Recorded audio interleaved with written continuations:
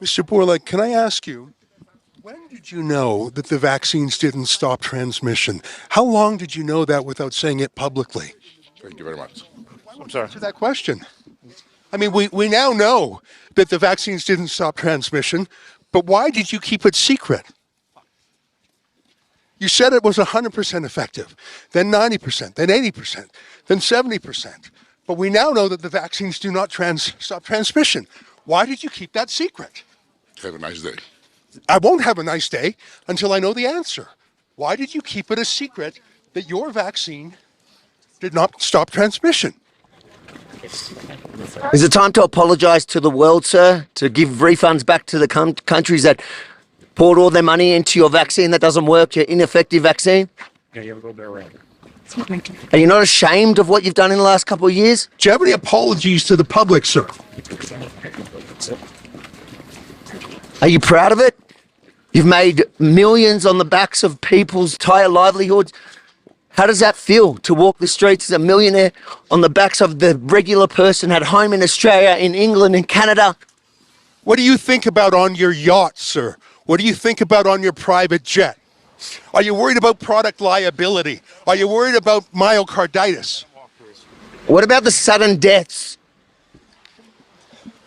What do you have to say about young men dropping dead of heart attacks every day? Why won't you answer these basic questions? No apologies, sir? Do you think you should be charged criminally for some of the criminal behaviour you've obviously been a part of? How much money have you personally made off the vaccine?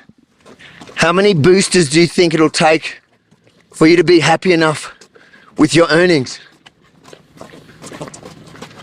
Nothing? Who did you meet with here in secret? Will you disclose who you met with? Who did you pay commissions to? In the past, Pfizer has paid $2.3 billion in fines for deceptive marketing. Have you engaged in that same conduct again? Are you under investigation like you were before for your deceptive marketing, sir? If any other product in the world doesn't work as promised, you get a refund. Should you not refund to countries that laid out billions for your ineffective vaccine? Are you used to only sympathetic media, so you don't know how to answer any questions? Is that it? Shame on you, sir. Shame on you. That's Albert Bourla, the boss of Pfizer. His people were pushing us around a little bit. Mate, he's pretty fit. I don't reckon he's had one jab. I'm huffing and puffing a bit. At least I didn't have any myocarditis. I dare say he's shocked that in his safe space at the WEF here in Davos that he was challenged in a way that he's never to date been challenged. Well, that's the thing. We're not accredited media here. We're on the outside of the perimeter. So he's only used to the softballs from CNN and MSNBC and people like that. I asked him a real question about product liability. No answer. A real question about Pfizer's past deceptive practices. You know, they paid the largest fine in American history to the Justice Department for deceptive marketing. I don't know if that's underway right now. I don't know if they're being investigated, but I think they should be. When did he know that the vaccine didn't actually stop transmission? I wanted to find out because surely he knew before we knew.